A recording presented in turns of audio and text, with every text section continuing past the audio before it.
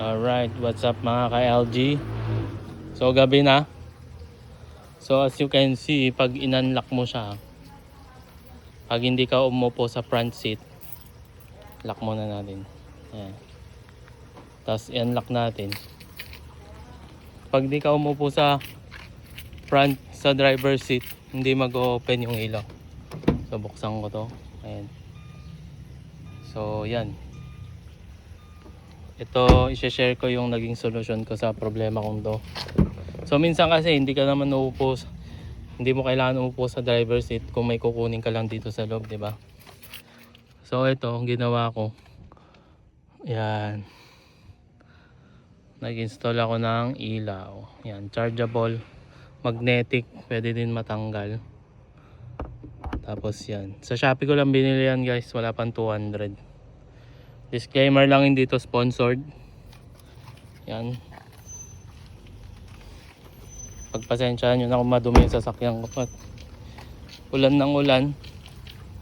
Ayokong magpa-carwash at sayang din. So dito naman sa likod, may ilaw nga kaso madilim pa din. So pagpasensyahan nyo na yung mga gamit ko magulo. So eto, yan naman. Dito ko siya nilagay. Oh. So yan yung ilaw. Ilaw natin dun sa kabila.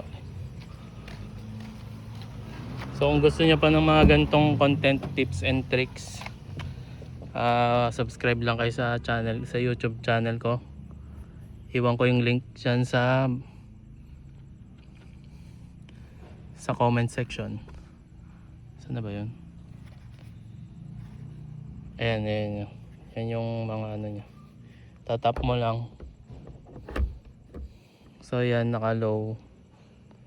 Yan yung mga modes nya. So hindi mo na kailangan umupo dun sa driver seat para lang yon yung ilaw. So tignan natin ulit, guys. Ayan, di ba maliwanag na. So yun lang, guys, pagpasensyahan yung mga gamit ko magulo. So have a great evening. Ingat kayo sa biyahe nyo. Ride safe.